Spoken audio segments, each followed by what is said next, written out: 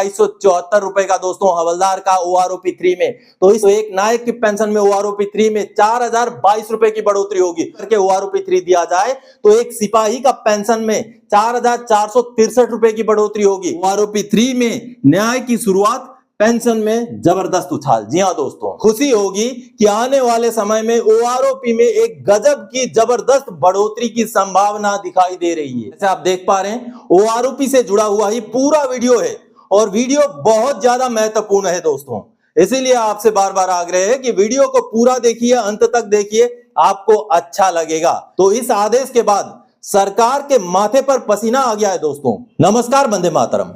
दोस्तों स्वागत है आप सबका सैनिक पाठशाला में। दोस्तों OROP को लेकर के आपने बहुत सारी जानकारियां इकट्ठा कर रखी होंगी, आपने बहुत सारे वीडियोस भी देखे होंगे, उन्हीं में से मेरे चैनल के सैनिक पाठशाला के भी आपने बहुत सारे वीडियोस देखे होंगे।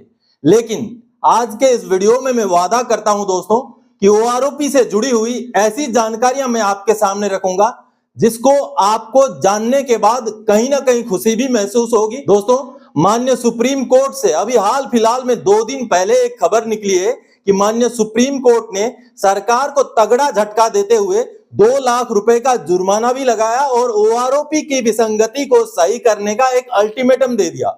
14 नवंबर 2024 तक OROP की एक बड़ी विसंगति को सही करने के लिए आदेश दे दिया है, नोटिस दे दिया है सरकार को। तो इस आदेश के बाद सरकार के माथे पर पसीना आ गया है दोस्तों। क्यों पसीना आ गया है इसके बारे में आगे मैं बकायदा माननीय कोर्ट का आदेश दिखा करके आपको समझाऊंगा, क्योंकि बेहद महत्वपूर्ण मुद्दा है। जी हां, खास करके पुराने पेंशनर्स की पेंशन बढ़ोतरी को लेकर के ये बहुत बड़ा मुद्दा है दोस्तों। आप सब सुन रहे हैं कि माननीय सुप्रीम कोर्ट ने आदेश दे दिया, सरकार को झटका लग गया, लेकिन आखिर ये विषय क्या है, मुद्दा क्या है, आपने जानने की कोशिश की। आज मैं आपको इस वीडियो में बिल्कुल आसान भाषा में समझाऊंगा कि मुद्दा क्या है और कैसे ये मुद्दा आपसे, मुझसे, सभी से जुड़ा हुआ है। तो इसके बारे में जानकारी हासिल करेंगे दोस्तों, वीडियो में अंत तक बने रहिएगा, नहीं तो आप फिर मुझे सवाल करते रहेंगे कि सर ये क्या है, वो क्या है, जबकि उसी सवाल का जवाब वीडियो में ही मैं दे चुका हूंगा। इस वजह से आपसे आग्रह है वीडियो में अंत तक जरूर बने रहिएगा। जैसे आप देख पा रहे हैं OROP से जुड़ा हुआ ही पूरा वीडियो है और वीडियो बहुत ज्यादा महत्वपूर्ण है दोस्तों, इसीलिए आपसे बार बार आग्रह है कि वीडियो को पूरा देखिए, अंत तक देखिए, आपको अच्छा लगेगा। इस वीडियो से आपको बहुत जानकारी मिलेगी और आपको कहीं ना कहीं खुशी होगी कि आने वाले समय में OROP में एक गजब की जबरदस्त बढ़ोतरी की संभावना दिखाई दे रही है। जी हाँ दोस्तों, तो चलिए इन्हीं विषयों को लेकर आगे बढ़ेंगे दोस्तों। आज के इस जानकारी को देने के लिए मेरे हाथ में माननीय सुप्रीम कोर्ट का आदेश है, सरकार का नोटिफिकेशन है, साथ ही साथ सरकार द्वारा जारी किया गया RTI का जवाब भी है। ये सारी चीजों को लेकर के आज के इस वीडियो में आगे बढ़ेंगे दोस्तों। वीडियो में आगे बढ़ने से पहले हमेशा की तरह मेरा आप सबसे आग्रह है, अगर सैनिक पाठशाला चैनल का वीडियो आप पहली बार देख रहे हैं या अभी तक चैनल को सब्सक्राइब नहीं किया है तो चैनल के साथ जुड़े रहने के लिए और आपसे जुड़ी हुई भरोसेमंद जानकारियों को पाते रहने के लिए चैनल को सब्सक्राइब जरूर करें। अगर चैनल को सब्सक्राइब करेंगे दोस्तों तो इस चैनल में जैसे वीडियो अपलोड होंगे वैसे ही आपको नोटिफिकेशन मिलेगा और आपको ऑथेंटिक जानकारी तुरंत ही मिल जाएगी। चलिए आगे बढ़ते हैं इस वीडियो के कंटेंट को लेकर के। जैसे आप देख पा रहे दोस्तों, सबसे पहला जो पॉइंट है, सुप्रीम कोर्ट के झटके के बाद केंद्र सरकार सख्ते में है, सरकार पर जबरदस्त दबाव है OROP 3 को लेकर के। जी हाँ दोस्तों, ये जो खबरें आपने सुनी अभी हाल फिलहाल में माननीय सुप्रीम कोर्ट से 30 जुलाई को एक आदेश निकला है जिसमें माननीय कोर्ट ने सरकार को झटका देते हुए ना सिर्फ 2 लाख रुपए का जुर्माना लगाया बल्कि सरकार को 14 नवंबर तक पेंशन की OROP के पेंशन से जुड़ी हुई विसंगति को सही करने का अल्टीमेटम दे दिया और अगर आप सही नहीं करते तो हम खुद ब खुद 10% पेंशन में बढ़ोतरी कर देंगे। इस तरीके का माननीय कोर्ट ने आदेश सुनाया, जिस आदेश का कॉपी मेरे हाथ में दोस्तों। सबसे पहले उसी आदेश को हम देख लेते हैं। ये सामने जो आदेश का कॉपी देख पा रहे हैं, ये माननीय सुप्रीम कोर्ट में केस चल रहा है, उस केस का आदेश है दोस्तों और 30 जुलाई 2024 का ये आदेश है दोस्तों। अब इस आदेश में माननीय कोर्ट ने जो बोला है, सबसे पहले तो देखिए माननीय ऑनरेबल जो जस्टिस संजीव खन्ना और ऑनरेबल जस्टिस R महादेवन की बेंच है जिन्होंने ये सुनवाई की है। और दोस्तों ये केस है कोची एएफटी द्वारा ऑलरेडी इस केस के फेवर में, पेंशनर के फेवर में जजमेंट दे दिया गया था, जिसको सुप्रीम कोर्ट में केंद्र सरकार ने अपील किया है। तो इसीलिए अपीलेंट यहां पर केंद्र सरकार है और आगे जो रिस्पोंडेंट है वहां पर कैप्टन एम गोपालन नायर जी हैं। तो चलिए यहां पर माननीय कोर्ट ने क्या ऑर्डर दिया, देखिए नीचे लिखा हुआ है, learn additional solicitor general appearing for the appellate again praise for time as no decision has been taken with regards to the pension payable to the regular captain on implementation of one rank one pension scheme as recorded in order dated 23 July 2024. The impugned judgment passed by the Armed Forces Tribunal Regional Bench Kochi is dated 7 December 2024. आगे accordingly we impose a cost of 2 lakh rupees on the appellants, यानी कि सरकार पर 2 लाख रुपए का जुर्माना ठोका गया है। The said cost will be deposited within a period of 4 weeks to the armed forces flag day fund में जमा कर दिया जाएगा 2 हफ्ते के अंदर। As prayed we grant till time till 14 November 2024 for the decision to be taken on anomalies issues which arises in the case of regular captain. In case the decision is not taken on or before the next date of hearing, appropriate interim orders with regard to enhancement of the pension payable to the regular captains may be passed in terms of our order dated 23 July 2024, released in the week commencing 25 नवंबर 2024, यानी कि 25 नवंबर 2024 को इस case को refix यानी रीलिस्ट किया जाए, दोबारा से डेट दिया जाए। अब दोस्तों ये केस है माननीय सुप्रीम कोर्ट में रेगुलर कैप्टेंस को लेकर, लेकिन इस केस का कैसे संबंध है बाकी पेंशनर्स के साथ? बड़ा संबंध है दोस्तों, आगे मैं समझाऊंगा। सबसे पहले तो अभी माननीय कोर्ट का आपने जजमेंट जो सुनाया गया, माननीय कोर्ट ने जो सुनवाई का जो जजमेंट, फाइनल जजमेंट नहीं है, उस दिन जो सुनवाई हुई उसका जो ऑर्डर सुना है वो आपने देखा। आगे मैं समझाऊंगा कैसे लिंक है दोस्तों।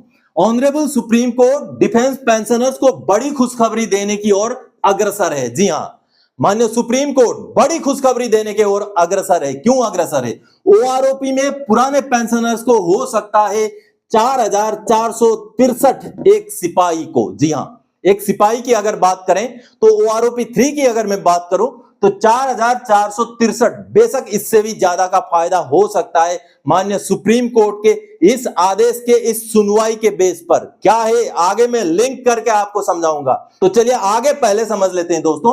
कुल मुद्दे 6 हैं। जी हां दोस्तों, ये माननीय सुप्रीम कोर्ट में जो केस चल रहा है ओएमजेसी के रिपोर्ट में 6 ऐसे मुद्दे हैं, जिन 6 मुद्दों में से एक मुद्दे के ऊपर माननीय कोर्ट में केस चल रहा है। जी हां, रेगुलर कैप्टेंस का जो मुद्दा है वो ओएमजेसी की रिपोर्ट में भी है। ओएमजेसी के रिपोर्ट में कुल 6 मुद्दे हैं, जिनमें से ये भी एक मुद्दा है। और उस मुद्दे को लेकर के जो रेगुलर कैप्टेंस हैं वो पहले तो कोची एएफटी में गए, वहां से जजमेंट मिला, फिर सरकार ने अपील किया है माननीय सुप्रीम कोर्ट में, और अब माननीय सुप्रीम कोर्ट पेंशनर्स के फेवर में जजमेंट देने की ओर अग्रसर दिख रहे हैं। आप सबने अभी जजमेंट का लाइन देखा। और आगे और 5 क्या मुद्दे हैं ओएमजेसी के, जिसके ऊपर माननीय सुप्रीम कोर्ट हो सकता है स्वतः ही संज्ञान ले, और स्वतः संज्ञान ना ले तो आपको जागने की जरूरत है। आपसे जुड़ा हुआ जो भी मुद्दा है उसको आपने उठाना पड़ेगा दोस्तों, क्योंकि अधिकारी तो जाग जाते हैं, उनको पता है, उनको नॉलेज है। जैसे ये रेगुलर कैप्टन का मुद्दा है, ये ऑफिसर्स का मुद्दा है, तो उनको पता है क्या करना है। कोची में डाला, जीत गए, सुप्रीम कोर्ट गए, सुप्रीम कोर्ट में चल रहा है, वहां भी जीत जाएंगे, उनका केस बन जाएगा। जो रेगुलर कैप्टन है उनको न्याय मिल जाएगा। लेकिन इसके साथ जो 6 मुद्दे और हैं जिसके बारे में आपको बताऊंगा, तो आपके भी रोंगटे खड़े हो जाएंगे, क्योंकि ऐसे ही मुद्दे हैं, ओआरओपी से जुड़े हुए ऐसे ही मुद्दे हैं दोस्तों, रोंगटे खड़े होने वाले मुद्दे हैं। चलिए मैं समझाता हूं। सबसे पहले रिजर्विस्ट को ओआरओपी मिलेगा। जी हां, ओएमजेसी के रिपोर्ट के रिकमेंडेशन में ओएमजेसी ने बकायदा रिजर्विस्ट को ओआरओपी देने की वकालत की है। जी हां, की है। अब दूसरा मुद्दा दोस्तों, प्री 2006 को एमएससीपी मिलेगा। जी हां, प्री 2006 पेंशनर्स को एमएससीपी दिया जाए, ऐसा भी ओएमजेसी में रिकमेंडेशन है। जी हां दोस्तों, ओएमजेसी के रिपोर्ट में यह बताया गया है, चाहे कभी का भी रिटायरी हो, अगर एमएससीपी का क्राइटेरिया फुलफिल करता है तो उसको बेशक पुराना एरियर ना दें, लेकिन जब से ओआरओपी लागू हुआ है तब से ओआरओपी के बेस पर एमएससीपी का फायदा दिया जाए। यह रिकमेंडेशन बकायदा ओएमजेसी के रिपोर्ट में है। अब तीसरा मुद्दा है दोस्तों, ओआरओपी में 33 साल से ऊपर का सर्विस लेंथ भी लिया जाए। जी हां, ओआरओपी का अगर आपने टेबल देखा होगा तो वहां सिर्फ मैक्सिमम लेंथ ऑफ सर्विस 33 साल है, लेकिन जो ओएमजेसी का रिकमेंडेशन है वहां पर 33 साल से ऊपर का भी सर्विस लिया जाए, ये जो है वहां पर रिकमेंड किया गया है। और अगला रिकमेंडेशन, नोशनली ओआरओपी में फायदा दिया जाए। जी हां, ये वाला जो मुद्दा है यही मुद्दा जुड़ा हुआ है जो रेगुलर कैप्टन के केस के साथ। दोस्तों आपको मैं समझाऊंगा, मेरे हाथ में उसका कॉपी है जिसमें इसमें क्या कहा गया है, whether the methodology followed for fixation of pension under OROP in the absence of actual retirees in the same rank and same qualifying service for the below mention categories required any modification. अब दोस्तों समझाता हूं, ये जो regular captain का मुद्दा है ये है ऑनरेरी कैप्टन और रेगुलर कैप्टन को बराबर का पेंशन ओआरओपी में दिया गया है। अब केस क्या हुआ है, क्योंकि अब 2018 के पेंशनर के पेंशन के बेस में ओआरओपी 2 दिया गया है, 2013 के पेंशनर के पेंशन के बेस में ओआरओपी 1 दिया गया और 2023 के पेंशनर के पेंशन के बेस में ये ओआरओपी 3 दिया जाएगा। लेकिन आप थोड़ा सा ध्यान करिए, अब रेगुलर कैप्टन तो रिटायर नहीं होते हैं, क्योंकि आजकल जो सर्विस है अभी जो रिटायर होते हैं कम से कम लेफ्टिनेंट कर्नल या कर्नल टीएस से रिटायर होते हैं। तो ऐसे में 2018 में 2023 में तो रेगुलर कैप्टन तो है ही नहीं, तो किसके बेस पेंशन के बेस पर जो पुराने रेगुलर कैप्टन हैं उनको पेंशन दिया जाए। इसी चीज को लेकर के मान्य कोर्ट में केस चला है, ओएमजेसी का रिकमेंडेशन के बेस पर कोर्ट में केस चला है और मान्य कोर्ट ने कोची एएफटी ने जजमेंट पेंशनर के फेवर में दिया है, जिसका अभी मान्य सुप्रीम कोर्ट में केस चल रहा है। दोस्तों तो महत्वपूर्ण मुद्दा है। अब इसमें जो पॉइंट्स है कई सारे रैंक्स का है, लेफ्टिनेंट का है, कैप्टन का है, मेजर्स का है, एएमसी, एडीसी, आरवीसी के अधिकारियों का है, उनके भी पॉइंट्स इसमें शामिल हैं, लेकिन जो रेगुलर कैप्टन है उनका केस मान्य सुप्रीम कोर्ट में चल रहा है। अब चलिए अगला जो है, जो मैंने जैसे आपको बताया, अब अगला जो पॉइंट है ये नोशनली वाला जो है इसी में है रेगुलर कैप्टन वाला मुद्दा। अगला जो पॉइंट है वार इंजरी पेंशन और लिबरलाइज फैमिली पेंशन में जो है बढ़ोतरी की जाए। जी हां, जो वार इंजरी पेंशन दोस्तों, जब वार इंजरी पेंशन मिलता है तो जब उनको इनवैलिड आउट किया जाता है, मान लीजिए एक सिपाही को अगर इनवैलिड आउट किया जाता है, मान लीजिए बैटल कैजुअलिटी वार इंजरी पेंशन में अगर उनको आउट किया जाता है तो उनकी सर्विस अगर 2 साल भी हो तो उनकी सर्विस को 17 साल के बराबर वेटेज दे करके उनको पेंशन दिया जाता है। या तो फिर लिबरलाइज फैमिली पेंशन, जैसे युद्ध के दौरान ऑपरेशनल ड्यूटी में किसी का देहांत हो जाता है, किसी की शहादत हो जाती है, तो वैसे में जो फैमिली पेंशन दिया जाता है लिबरलाइज फैमिली पेंशन, उनका कंप्लीट सर्विस को मानते हुए, मान लीजिए किसी का 4 साल सर्विस था, जब उनकी शहादत हो गई तो उनकी फैमिली को जो लिबरलाइज पेंशन दिया जाता है, अगर वो सिपाही हैं तो 17 साल का वेटेज, अगर नायक हैं तो 22 साल का वेटेज, उस हिसाब से लिबरलाइज फैमिली पेंशन दिया जाता है। लेकिन ओआरओपी में क्या किया गया, लिबरलाइज फैमिली पेंशन भी उनका एक्चुअल लेंथ ऑफ सर्विस के हिसाब से दिया गया। तो बढ़ोतरी कहां से होगा, जिनको पेंशन आपने फुल लेंथ ऑफ सर्विस के हिसाब से शुरू किया, उनका अगर ओआरओपी आप एक्चुअल लेंथ ऑफ सर्विस के हिसाब से करेंगे तो बढ़ोतरी कहां से मिलेगा उनको। तो इस बात को भी विसंगति पाया ओएमजेसी ने, और ओएमजेसी ने बकायदा रिकमेंड किया और रिकमेंड करके बोला कि हाँ, उनको जो है मैक्सिमम जो लेंथ ऑफ सर्विस लेकर के उनको पेंशन शुरू किया गया, उसी हिसाब से उनको पेंशन में बढ़ोतरी दिया जाए। अगला दोस्तों, लास्ट रैंक हेड का फायदा ओआरओपी में दिया जाए। यानी कि जब रिटायर होते हैं तो पहले यह रूल था कि आपने अगर 10 महीना किसी रैंक में सर्विस नहीं किया रिटायरमेंट से पहले तो उस रैंक का पेंशन आपको नहीं मिलेगा। तो उस विसंगति को भी दरकिनार करते हुए ओएमजेसी ने ये रिकमेंड किया है कि हाँ, अगर लास्ट रैंक जो भी हेड था, जिस रैंक में वो रिटायर हुए उसी रैंक का उनको पेंशन दिया जाए ओआरओपी में। अब दोस्तों ओएमजेसी का जो रिपोर्ट है वो वैसे नहीं आया। ओएमजेसी को गठित किया गया था 14 दिसंबर 2015 को, ये सामने आप लेटर देख पा रहे हैं। इसी लेटर के बेस पे ओएमजेसी गठित हुई थी और जस्टिस एल नरसिम्हन रेड्डी, जो कि retired chief justice of Patna high court थे, उनकी अध्यक्षता में ये कमिटी गठित की गई थी और इस कमिटी को समय दिया गया था और इस कमिटी ने बकायदा जगह जगह पर जाकर के सर्वे किया था। आपको सामने जो लिस्ट दिख रहा है, कहां कहां वो कब कब गए थे, जैसे आप देख पा रहे हैं, चंडीगढ़ में गए थे 17 अगस्त 2016 को, जम्मू गए थे 18 अगस्त 2016 को, दिल्ली गए थे 19 अगस्त 2016 को। इस तरीके से हर जगह पर, पीसीडीए भी गए, वो हैदराबाद तक गए 21 सितंबर 2016 को। तो हर जगह पर जा करके इस कमेटी ने अपना रिपोर्ट दाखिल किया है। ये रिपोर्ट हवाई रिपोर्ट नहीं है, इस रिपोर्ट में ग्राउंड की रियलिटी को लेकर के इन 6 मुद्दों के ऊपर अहम जो है फैसला, अहम जो है रिकमेंडेशन इस कमेटी ने दी थी, जिस कमेटी के रिकमेंडेशन के बेस पर माननीय कोच्चि एएफटी में केस चला और वही केस अब माननीय सुप्रीम कोर्ट में चल रहा है, जो अब पेंशनर को जो है फायदा देने की ओर आगे बढ़ रहा है माननीय सुप्रीम कोर्ट। अगला पॉइंट में समझिए दोस्तों, फैसले की घड़ी आई है, ऑफिसर्स को फायदा, तो जेसीओ ओआर को पीछे क्यों रहेंगे।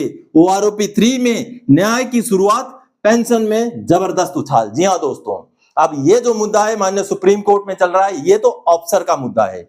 अब ऐसे बहुत सारे मुद्दे आपने देखे जो जेसीओ ओआर से जुड़े हुए हैं। अगर हम बात करें रिजर्विस्ट पेंशनर की, इनको बिल्कुल भी इनको रिजर्विस्ट पेंशनर को ओआरओपी दिया जाना चाहिए, जो ओएमजेसी ने भी माना है अपने रिकमेंडेशन में। आगे दोस्तों, प्री 2006 को एमएससीपी, अगर प्री 2006 को एमएससीपी की बात करूं, अगर एमएससीपी लागू करके ओआरओपी 3 दिया जाए तो एक सिपाही का पेंशन में 4,463 रुपए की बढ़ोतरी होगी। अगर एक नायक की बात करूं, 24 साल अगर उनकी सर्विस है तो उनको 24,825 बेसिक पेंशन मिलेगा। तो एक नायक की पेंशन में ओआरओपी 3 में 4,022 रुपए की बढ़ोतरी होगी। और एक हवलदार की बात करूं जिसकी 26 साल अगर सर्विस है और जून 2014 से पहले के अगर वो रिटायरी हैं तो उनका पेंशन में बढ़ोतरी हो जाएगा 2874 रुपए का दोस्तों, हवलदार का ओआरओपी 3 में। तो इस तरीके से पेंशन में बहुत ज्यादा बढ़ोतरी हो जाएगी, क्योंकि आपने देखा रिकमेंडेशन किया गया है ओएमजेसी के रिपोर्ट में। और दोस्तों, अभी माननीय सुप्रीम कोर्ट में यह केस चल रहा है। अब जैसे इस केस का फैसला आ जाएगा, बाकी जो रिकमेंडेशन है, बाकी ये जो रिकमेंडेशन है, इसके ऊपर भी फैसला लेने को लेकर के सरकार के ऊपर दबाव बढ़ेगा। जी हां, क्योंकि ओएमजेसी के रिकमेंडेशन के बेस पर अगर केस जीता जाता है, ये वाला रेगुलर कैप्टन वाला केस, तो आगे बाकी जो मुद्दे हैं, ये सभी मुद्दों के ऊपर जोर बढ़ेगा। इन सभी मुद्दों के ऊपर सरकार को सुनवाई करनी पड़ेगी, क्योंकि अगर सुनवाई नहीं करती है सरकार तो इन मुद्दों को लेकर पेंशनर्स के पास माननीय सुप्रीम कोर्ट जाने का रास्ता खुल जाएगा, क्योंकि माननीय सुप्रीम कोर्ट से एक जजमेंट आ चुका होगा रेगुलर कैप्टन्स का। रेगुलर कैप्टन्स का अगर जजमेंट आ जाता है तो वो जजमेंट बेस बनेगा, वो जजमेंट एक आधार बनेगा आगे बढ़ने के लिए, पेंशनर्स को न्याय दिलाने के लिए दोस्तों। तो दोस्तों, ओआरओपी से जुड़े हुए ये कुछ महत्वपूर्ण मुद्दे थे जो ओएमजेसी का रिपोर्ट और माननीय सुप्रीम कोर्ट में अभी चल रहे केस से जुड़े हुए थे दोस्तों। तो दोस्तों, आज के इस वीडियो में इसी महत्वपूर्ण जानकारियों को लेकर आया था। आगे और कोई जानकारी था आपसे सरोकार रखने वाला विषय लेकर मैं फिर से हाजिर हो जाऊंगा। तब तक के लिए जय हिंद दोस्तों।